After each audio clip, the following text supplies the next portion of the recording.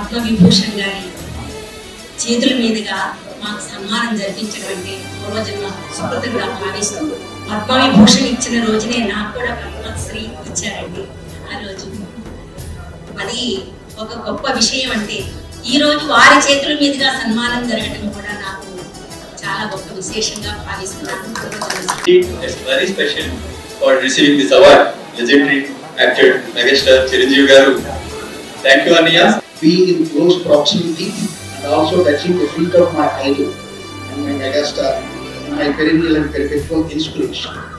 నేను ఈరోజు ఇక్కడ ఉండడానికి కారణం చిరంజీవి గారు. బ్లడ్ బ్యాంక్ ద్వారా ఇచ్చిన బ్లడ్ వల్ల కోవిడ్ టైంలో ఎంతో మంది బతికే ఆలలో నేను కూడా చిన్న సత్కారం తీసుకోవడం గొప్ప వరంగా భావిస్తాను, భగవంతుడు ఇచ్చిన అదృష్టంగా భావిస్తాను. చిరంజీవి గారి కన్నా పూర్వం, చిరంజీవి గారి తర్వాత ధీర గంభీర మేరు మెగాస్టార్, మన యుగస్టార్, మెగాస్టార్ వారు పంపించిన రక్తంతో బతికిన వాళ్ళు సార్.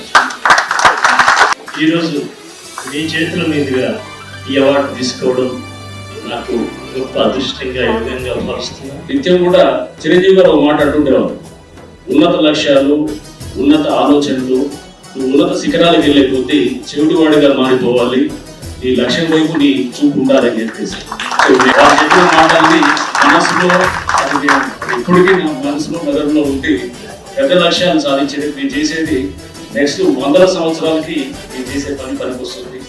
ఈ స్టేజ్ మీద వేదిక మీద ఉన్న చిరంజీవి గారు ఒక్కడే ఒక మామూలు మనుషుల దేశాన్ని స్పందిస్తూ ఒక ట్రెండ్ క్రియేట్ చేసిన చిరంజీవి గారికి మనస్ఫూర్తిగా ధన్యవాదాలు. I hope my husband was here and if you are here he is the biggest fan అండి. మేమందరం అమెరికాలో మీ సినిమా థియేటర్లోకి వెళ్ళినప్పుడు ఇంత పెద్ద బ్యాగుల్లో పేపర్లు చింపుకుని అందులో రెడీగా పెట్టుకుని థియేటర్కి వెళ్ళాము. సో ఇది ఎప్పటికైనా గుర్తు చేసుకోవాలి. వారి నాన్నగారితో కలిసి పనిచేశాను. చేత వయస్సు రీత్యా కానీ వారి తండ్రి గారితో నాకు పరిచయం రీత్యా కానీ వారిని ఎప్పుడు నా చిన్న తప్పుగానే భావిస్తాను.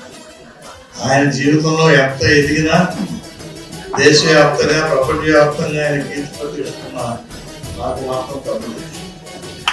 అంత ప్రేమగా ఉంటారు. చాలా సమావేశాల్లో ఎదుర్కొంటూ చెప్పాను, చిరంజీవి గారి నుంచి మనం నేర్చుకోవాల్సింది ఒకటే, ఎంత ఎత్తుకు ఎదిగినా మామూలు మనుషులుగా మామూలుగా ఉంటూ మామూలుగా అందరితో కలుపుతూ నవ్వుతూ మాట్లాడుతూ మనస్ఫూర్తిగా అభిప్రాయాలు అందిస్తూ కుటుంబ సభ్యులా ఉండడం అనేటువంటిది మనందరం నేర్చుకోవాల్సిన విషయం.